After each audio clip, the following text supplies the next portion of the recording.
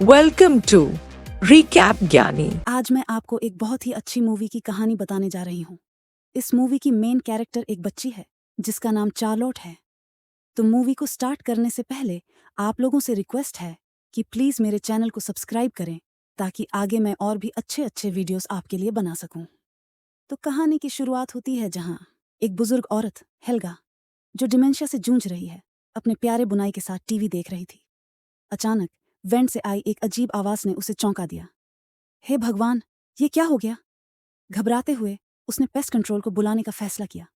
वह उससे नाम और पता पूछता है और हेल्गा की आंखों में घबराहट साफ झलकती है। डिमेंशिया के चलते वह कांपते हाथों से कागज पर लिखे शब्दों को पढ़ती है। ये है मेरा नाम।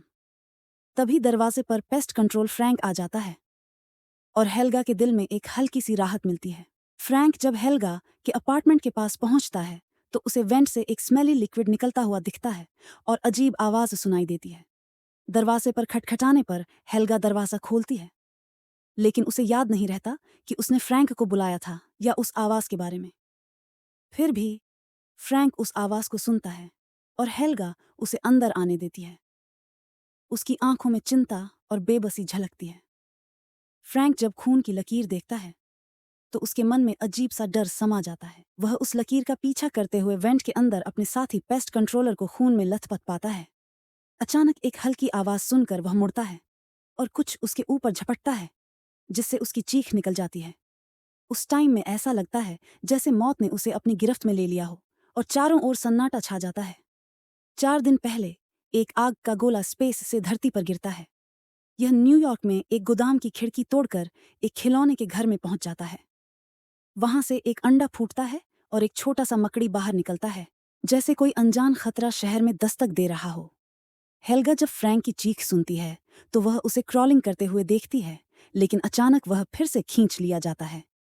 डिमेंशिया के कारण वह उस भयानक दृश्य को भूल जाती है और बुनाई और टीवी में खो जाती है, जबकि बेचारा फ्रैंक वेंट की ओर खींचा जा रहा होता है।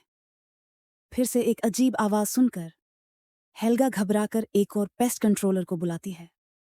उस समय उसे अपने आसपास की दुनिया से कोई खबर नहीं होती, जैसे सब कुछ नॉर्मल हो गया हो। थोड़ी देर बाद हेल्गा की पोती शार्लोट चुपके से गोदाम में घुसती है एक गुड़िया चुराने और उसे इंस्टाग्राम पर पोस्ट करने के लिए। तभी उसकी हथेली पर एक मकड़ी नजर आती है। किसी के आने की आहट सुनकर शार्लोट अपनी माचिस की डिबिया खाली करती है। मकड़ी को उसमें छिपाकर वेंट से बाहर निकल जाती है, जैसे कोई खतरनाक रात छुपा रही हो। घंटर, हेल्गा की बहन, कमरे में देखती है कि कोई है या नहीं। खिड़की में छेद देखकर उसका दिल दहल जाता है और वह घबरा कर कमरे से बाहर दौड़ जाती है। इस बीच शार्लोट धीरे धीरे वेंट से वापस लौटती है, जैसे किसी रात से बचने की कोशिश कर रही हो। वह झांकती है और देखती है कि गंटर उसके सौतेले पिता ईथन को डांट रही है। घंटर शार्लोट पर गोदाम में घुसने का आरोप लगाती है। गुस्से में ईथन तय करता है कि वह शार्लोट से बात करेगा, जैसे कोई बड़ा तूफान आने वाला हो।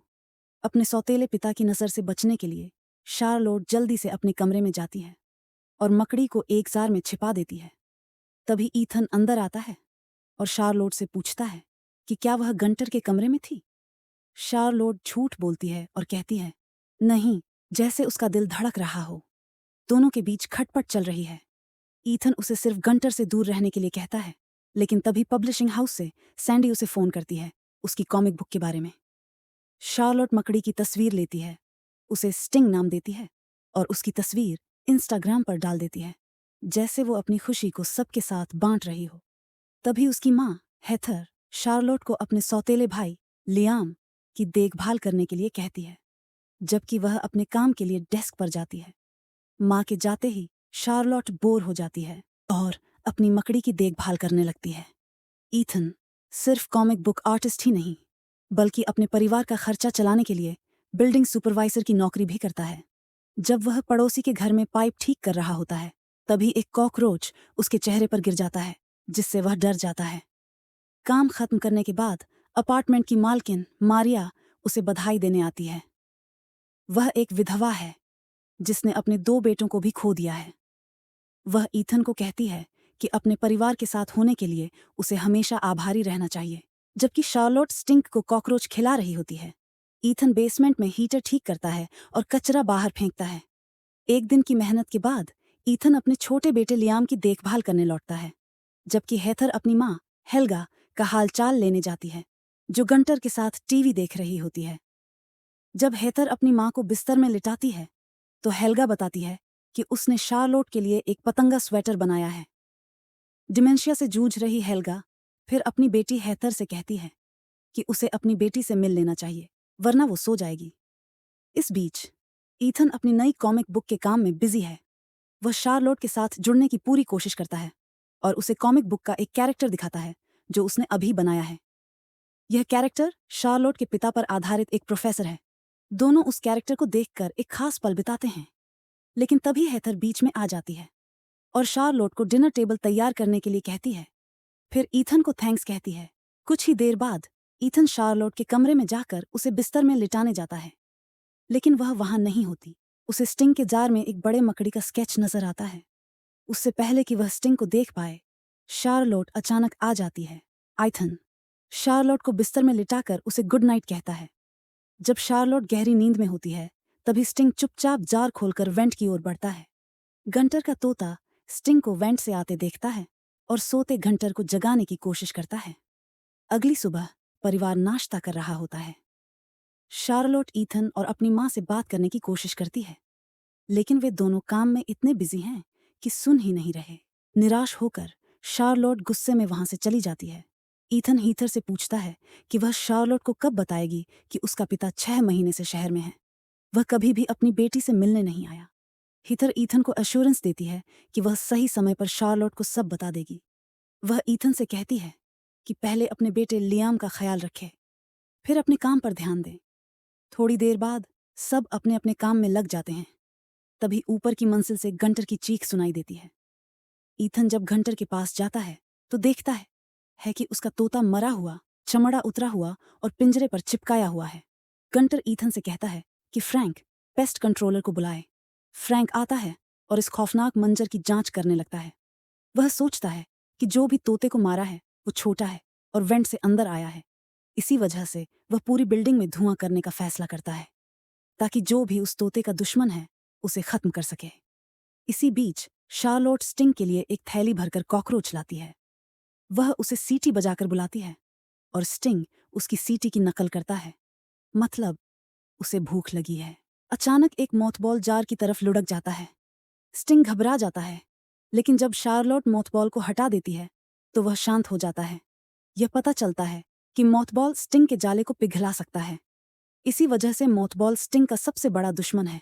स्टिंग अब बड़ा हो गया है, जिसे देखकर शार्लोट को बहुत मजा आता है। फ्रैंक जब पूरी बिल्डिंग में स्प्रे करता है तो वह ईथन के अपार्टमेंट में भी स्प्रे करता है।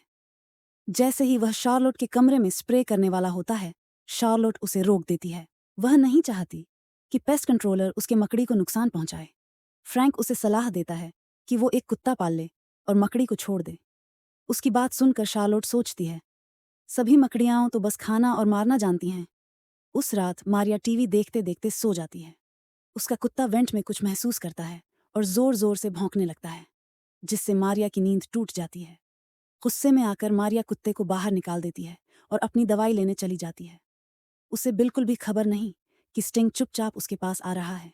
मारिया अपने मरे हुए पति और 2 बेटों के साथ की तस्वीर पर नजर डालती है।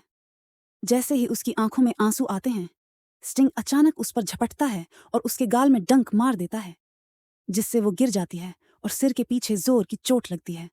मारिया जल्दी से बाथरूम में जाकर अपना चेहरा देखती है और पाती है कि उसका गाल सूजकर बैंगनी हो गया है। वो उल्टी करती है और फिर बाथटब के किनारे पर गिरकर सिर के पीछे लगाती है। मारिया बस अपनी आंखें हिला सकती है, बाकी उसका शरीर बिल्कुल काम नहीं कर रहा है। स्टिंग उसके मुंह में घुसकर उसे खत्म करने के लिए तैयार होता है। स्टिंग बड़ा होता जा रहा है, इसलिए शार्लोट एरिक के पास मछली का टैंक उधार लेने जाती है। एरिक एक बायोलॉजी का स्टूडेंट है जो अपने अपार्टमेंट में जानवरों पर एक्सपेरिमेंट करता है। शार्लोट एरिक से कहती है कि वो स्टिंग को देखे ताकि उसे समझ सके। जब शार्लोट उसे बुलाती है तो स्टिंग उसकी सीटी की नकल करता है। एरिक हैरान होकर कहता है कि ये कोई सिंपल मक्कड़ी नहीं है, क्योंकि मक्कड़ियों की आवाज नहीं होती। शार्लोट कहती है कि ये सिंपल मक्कड़ी नहीं है और उसे एक कॉकरोच खिलाती है, जिसे एरिक बहुत मजेदार मानता है। फिर शार्लोट एरिक को दिखाती है कि स्टिंग कितना बड़ा हो गया है। एरिक शार्लोट से कहता है कि वो स्टिंग को उसके पास छोड़ दे जब तक वो एक सेफ टैंक नहीं ढूंढ लेता। उसे ये यकीन करना है कि स्टिंग बाहर नहीं निकल पाएगा। शार्लोट अग्री करती है और एरिक से कहती है कि ईथन को इस बारे में पता न चले। इसी बीच हीथर और ईथन में बहस चल रही होती है, लेकिन अचानक वेंट से एक आवाज आती है। ईथन जब उसे देखने जाता है तो अचानक कुछ उसकी ओर बढ़ता है, जिससे वो जमीन पर गिर पड़ता है। वो तो बस मारिया का कुत्ता है। कुत्ते को लौटाने के लिए ईथन मारिया के दरवाजे पर दस्तक देता है, लेकिन कोई जवाब नहीं आता। फिर ईथन चाबी से दरवाजा खोलता है और अंदर जाकर मारिया की लाश देख लेता है, जिससे उसका दिल दहल जाता है। ईथन पुलिस को फोन करता है और उन्हें पूरे मामले की जानकारी देता है। जैसे ही वो पुलिस वाले के कुछ सवालों के जवाब देता है, तभी एरिक का फोन आता है, जो उसकी तरफ तुरंत ध्यान देने की बात करता है। एरिक के घर पहुंचकर ईथन को स्टिंग के बारे में पता चलता है और उसके मन में एक अजीब सी बेचैनी और चिंता हो जाती है। एरिक उसे बताता है कि वो एक जहरीला मकड़ी है, जो शायद जानलेवा भी है, और चार्लोट उसे पालतू बना के रखे हुए है। एरिक कहता है कि उसे हेल्थ एंड सेफ्टी डिपार्टमेंट को बुलाना चाहिए, क्योंकि स्टिंग तो बड़ा और जहरीला है। ये सुनकर ईथन के मन में डर और चिंता होने लगती है, जैसे शहर में कोई बड़ा खतरा आ गया हो। वो चार्लोट से गुस्से में कहता है कि वो जहरीले मकड़ी को पालतू कैसे रख सकती है। उसकी आंखों में नाराजगी और चिंता की चमक होती है। चार्लोट स्टिंग को वापस लाने के लिए तेजी से एरिक के अपार्टमेंट में पहुंचती है, लेकिन एरिक उसे नजरअंदाज कर देता है। चार्लोट ईथन पर गुस्सा होती है, कहती है कि उसने एरिक को स्टिंग रखने दिया। वो ये भी बताती है कि उसकी कॉमिक बुक बेकार है, क्योंकि उसने उसके पसंदीदा कैरेक्टर को मार डाला, जो उसके पिता पर आधारित था, और इस बात से उसकी आंखों में आंसू आ जाते हैं। चार्लोट सोचती है कि उसका पिता थाईलैंड में है और ईथन से कहती है कि उसका पिता उससे कहीं बेहतर है। ईथन चुप नहीं रह पाता और बताता है कि उसका पिता तो पिछले 6 महीने से शहर में है, लेकिन कभी उससे मिलने नहीं आया। ये सुनकर चार्लोट के चेहरे पर निराशा छा जाती है और वो गुस्से में अपने कमरे की ओर दौड़ जाती है, जैसे उसकी दुनिया ही टूट गई। हेदर ईथन को डांटती है कि उसने चार्लोट को क्यों बताया। दूसरी ओर एरिक स्टिंग को हेल्थ डिपार्टमेंट को देने की बजाय खुद रखता है और उसे बड़े जानवर खिलाने का फैसला करता है। अपनी सेल्फिश इंटेंशन से एरिक चाहता है कि स्टिंग जितना बड़ा हो सके, ताकि वो अपनी ताकत दिखा सके। जब एरिक गहरी नींद में सो रहा होता है, स्टिंग काफी बड़ा हो जाता है और मछली के टैंक को तोड़कर बाहर निकल जाता है। इस बीच ईथन हीटर ठीक कर रहा है। तभी उसे पब्लिशिंग हाउस से सैंडी का एक वॉइस मैसेज मिलता है, जिससे उसकी चिंता और बढ़ जाती है। वह उसे बताती है कि उसका कॉमिक बुक नहीं चल रहा। ये सुनकर ईथन का गुस्सा फट पड़ता है और वो हीटर पर अपना गुस्सा निकालता है। कितना मेहनत किया मैंने, ये सब बेकार है, कहकर वो बौखला जाता है। घंटर अंदर आती है और ईथन को लापरवाह होने के लिए डांटती है। वो कहती है, अगले महीने तुझे पहले ही निकाल दूंगी। ईथन छिड़कर पूछता है, तुम मुझसे इतनी नफरत क्यों कर रही हो? घंटर ईथन को कमजोर आदमी कहती है, जो मुश्किल समय में भाग जाता है। वो ये भी कहती है कि अपनी भतीजी से उसे दूर रखने के लिए वो पूरी कोशिश करेगी। ये सुनकर ईथन एकदम चुप हो जाता है और उसके दिल पर एक भारी बोझ सा महसूस होता है। घंटर अपने अपार्टमेंट में लौटती है और अपनी बिल्ली को बुलाने लगती है, लेकिन वो कहीं नजर नहीं आती। जब वो अपनी बहन के साथ टीवी देख रही होती है, तभी उसे अपनी बिल्ली की आवाज सुनाई देती है। उसकी आवाज सुनकर घंटर का दिल खुशी से झूम उठता है, जैसे कोई खोया हुआ साथी मिल गया हो। घंटर जब जाती है तो देखती है कि वेंट खुला है। अपनी बिल्ली की आवाज सुनकर वो अंदर क्रॉल्स करती है, लेकिन उसकी टॉर्च बंद हो जाती है। तभी अचानक स्टिंग उस पर झपटता है और उसे खींचकर अंदर ले जाता है। जैसे जैसे समय बीतता है, ईथन अपनी जिंदगी से और ज्यादा परेशान होने लगता है। जब वो टीवी का केबल ठीक कर रहा होता है, तभी उसे हल्का सा करंट लगता है। वो गुस्से में आकर स्क्रीन पर जोर से मारता है, जिससे बच्चे डर कर चिल्ला उठते हैं। हेदर चार्लोट से कहती है कि वो अपने भाई को दूसरे कमरे में ले जाए, जबकि वो ईथन से उस हालात का सामना करती है। चार्लोट अपने हेडफोन पहनकर अपने फोन पर वीडियो देखने लगती है, जबकि हेदर और ईथन के बीच बहस चलती है। तभी अचानक स्टिंग उन पर हमला कर देता है, उन्हें बेहोश कर देता है और खींच कर ले जाता है, जिससे हेदर का दिल घबरा जाता है। चार्लोट अपने फोन में इतनी खोई हुई है कि उसे आसपास क्या हो रहा है इसका कोई अंदाजा नहीं है। जब उसे मारिया का कुत्ता भौंकते हुए दिखता है, तो वो सोचती है कि वो भूखा है और उसे खाना देने किचन की तरफ चली जाती है। इस बीच वो बिल्कुल बेखबर है कि स्टिंग उसके सौतेले पिता को वेंट की तरफ खींच रहा है और कुत्ता अब भी भौंक रहा है। चार्लोट जब अपार्टमेंट को देखती है तो उसे अपनी माँ और सौतेले पिता नहीं मिलते, जिससे वो घबरा जाती है। जैसे ही वो खुली वेंट की तरफ देखती है जहां स्टिंग उसके सौतेले पिता को खींच रहा है, उसके दिल में एक अजीब सा डर समा जाता है। चार्लोट समझ नहीं पा रही कि क्या हो रहा है। वो मदद के लिए चिल्लाने लगती है, लेकिन इंटरनेट भी नहीं चल रहा। घबराकर वो चिल्लाती है और अपार्टमेंट से बाहर निकलने की कोशिश करती है, लेकिन सारे दरवाजे और खिड़कियां बंद हैं। उसकी बेचैनी बढ़ती जा रही है, जैसे वो किसी जाल में फंस गई हो। कुत्ता भी अब कहीं नजर नहीं आ रहा। जब चार्लोट ये समझती है तो उसे डर लगने लगता है कि ये सब स्टिंग का काम है, और वो खुली वेंट को बंद कर देती है ताकि वो अंदर ना आ सके। लेकिन तभी स्टिंग पीछे से चुपके से आकर उसके छोटे भाई लियाम को उठा लेता है और दूसरी वेंट से भाग जाता है। और चार्लोट का दिल धड़कने लगता है अपने छोटे भाई को वापस पाने की चाह में। चार्लोट स्टिंग पर चिल्लाती है। उसे पछतावा होता है कि उसने स्टिंग को अपने घर लाया। अब उसके पास लड़ाई के सिवा कोई रास्ता नहीं। वो अपनी दादी की बनाई हुई मथर स्वेटर पहनती है, पानी की बंदूक उठाती है और उसमें मत्थर के पानी भर लेती है। मथर स्टिंग का सबसे बड़ा दुश्मन है। चार्लोट एरिक के अपार्टमेंट में मदद की उम्मीद से जाती है, लेकिन वहां जाकर वो हैरान रह जाती है जब देखती है कि एरिक छत से स्टिंग के जाले में बंधा हुआ है। फिर वो तुरंत अपनी दादी की खैर खबर लेने दौड़ती है। दिल में डर और चिंता लिए वो फोन से पुलिस को बुलाने की कोशिश करती है, लेकिन कोई सिग्नल नहीं आता। चार्लोट अपनी दादी से कहती है कि वो अपना मत्थर शॉल पहनकर रखें ताकि स्टिंग उन पर हमला न कर सके। फिर हेल्गा के अपार्टमेंट में और मत्थर बॉल्स पाकर चार्लोट और मत्थर पानी बनाती है और खुद को भिगोकर स्टिंग को ढूंढने निकल पड़ती है, दिल में डर और साहस दोनों लिए। ईथन स्टिंग के जाले से निकलने की कोशिश करता है, लेकिन उसकी हाथ जल जाती है। ईथन की चीखें सुनकर चार्लोट उसे ढूंढ लेती है और उसे स्टिंग के जाले से निकाल लेती है। उसी समय हेल्गा की आवाज सुनकर फ्रैंक, पेस्ट कंट्रोल वाला, वहां पहुंच जाता है। उसकी आंखों में चिंता और गुस्सा झलकता है। जैसे ही ईथन वेंट से बाहर निकलने वाला होता है, उसे लियाम की आवाज सुनाई देती है। चार्लोट उसे कहती है कि जल्दी मत करो। तभी अचानक स्टिंग प्रकट होता है और उन पर हमला करने के लिए झपटता है। चार्लोट के दिल में डर जाती है। वो दोनों बेसमेंट के डंपस्टर में गिर जाते हैं। चार्लोट थोड़ी देर के लिए बेहोश हो जाती है। जब उसकी आंखें खुलती हैं तो देखती है कि स्टिंग उसके ऊपर खड़ा है, लेकिन ईथन समय पर उसे बचा लेता है और मत्थर पानी से स्टिंग को भगा देता है। चार्लोट का दिल राहत से भर जाता है। ईथन अपनी सौतेली बेटी की हालत देखता है। वो फूट फूट कर रोने लगती है, पछताते हुए कि उसने जहरीले मकड़ियों को पालतू बनाया। ईथन उसे दिलासा देता है, कहता है कि ये उसकी गलती नहीं है और भरोसा दिलाता है कि वो दोनों मिलकर इस मुसीबत से निकलेंगे।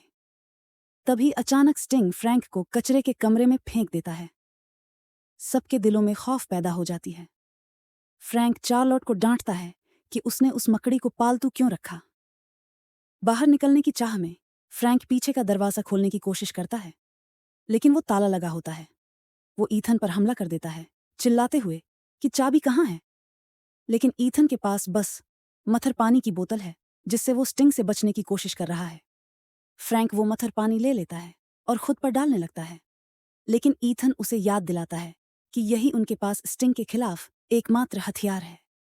फिर फ्रैंक अपनी नेल गन निकालता है और ठान लेता है कि वो स्टिंग से लड़ेगा। जैसे ही स्टिंग वेंट से अंदर आता है, फ्रैंक डर के मारे चीखता है और बेतरतीब फायरिंग करने लगता है। फ्रैंक स्टिंग को नहीं मार पाता और गलती से पानी के स्प्रिंकलर्स पर गोली चला देता है। स्प्रिंकलर्स चालू हो जाते हैं और पानी से वो मत्थर पानी बह जाता है जो तीनों ने अपने ऊपर डाला था, जिससे वो स्टिंग के हमलों के लिए बेबस हो जाते हैं। तभी स्टिंग फ्रैंक पर अपना जाल फेंकता है, उसे वेंट की तरफ खींच ले जाता है और उसका सिर उड़ा देता है, जिससे ईथन और चार्लोट पर तो जैसे कहर टूट पड़ता है। दोनों कचरा कंपैक्टर में भागते हैं, जहां उन्हें हीदर और लियाम स्टिंग के जाल में बंधे मिलते हैं। ईथन बची हुई मत्थर पानी से जाल को पिघलाता है। फिर वो अपनी पत्नी और बेटे को गले लगाता है और चार्लोट भी उनके साथ आकर समझ जाती है कि वो उनसे कितना प्यार करती है। स्टिंग अचानक प्रकट होता है और परिवार की तरफ रेंगने लगता है। ईथन कंपैक्टर का दरवाजा बंद करने की कोशिश करता है ताकि उसे कुचल सके, लेकिन दरवाजा हिलता ही नहीं क्योंकि वो प्लग इन नहीं है। ईथन प्लग की तरफ बढ़ता है, जबकि चार्लोट अपनी पूरी ताकत से स्टिंग को रोकने की कोशिश करती है। स्टिंग चार्लोट को धक्का देकर परिवार को खत्म करने के लिए आगे बढ़ता है। तभी ईथन समय पर कंपैक्टर का प्लग लगाता है, लेकिन उसे करंट लग जाता है और वो बेहोश हो जाता है। चार्लोट हिम्मत जुटाकर बटन दबाती है और कंपैक्टर का दरवाजा बंद कर देती है, जिससे स्टिंग कुचला जाता है। हीदर ईथन को कंपैक्टर से बाहर खींचती है और उसे वापस होश में लाने की पूरी कोशिश करती है। चार्लोट अपनी आंखें बंद करके 3 तक गिनती है। ईथन को फिर से जीवन मिल जाता है। चार्लोट उसे पापा बुलाती है, कहती है कि वो उसे बहुत प्यार करती है और उसे गले लगाती है। इस कठिन समय से बचकर निकलने के बाद पूरा परिवार एक गर्मजोशी भरा गले मिलता है। परिवार को ये नहीं पता कि वहाँ एक ढेर सारे मकड़ी के अंडे हैं जो अभी तक नहीं फटे हैं। उनकी खुशी में एक छुपा खतरनाक राज है और इसी छुपे राज के साथ मूवी यहाँ खत्म हो जाती है। आई होप मेरा रिकैप आप लोगों को पसंद आया हो, तो प्लीज़ मेरे चैनल रिकैप ज्ञानी को लाइक, शेयर और सब्सक्राइब करें। Thank you for watching.